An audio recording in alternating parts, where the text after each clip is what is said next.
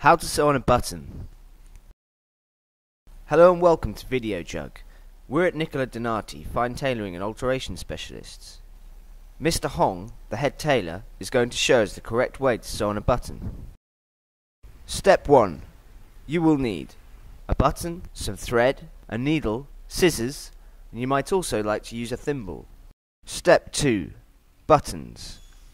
If you don't have the button that fell off, get one that matches the other buttons as closely as possible. Manufacturers often supply a spare button with the garment, so use this if you can. If you can't find a button to match, you may have to replace all of the buttons. Step 3. Needle and thread. Use a thin needle and a thread which matches the material. For the purpose of our demonstration, we're going to use white cotton as it's easier to see.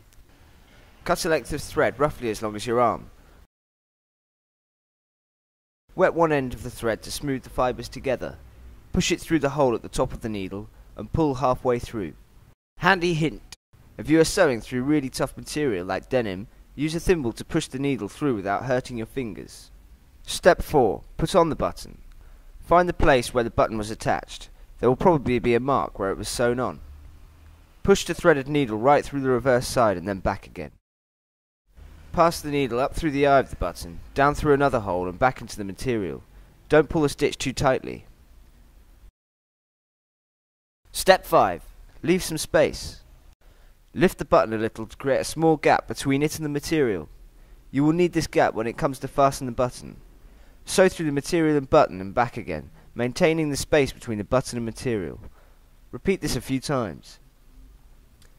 If you have a 4-hole button like this, move on to sew through the other 2 holes. Step 6. Wind around.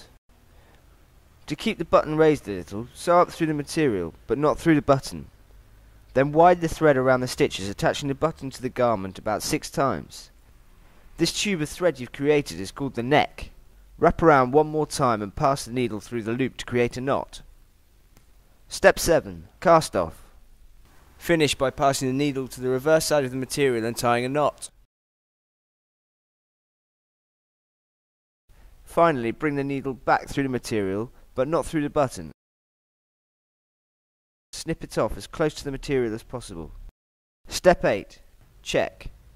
Fasten the button to check your handiwork. Done.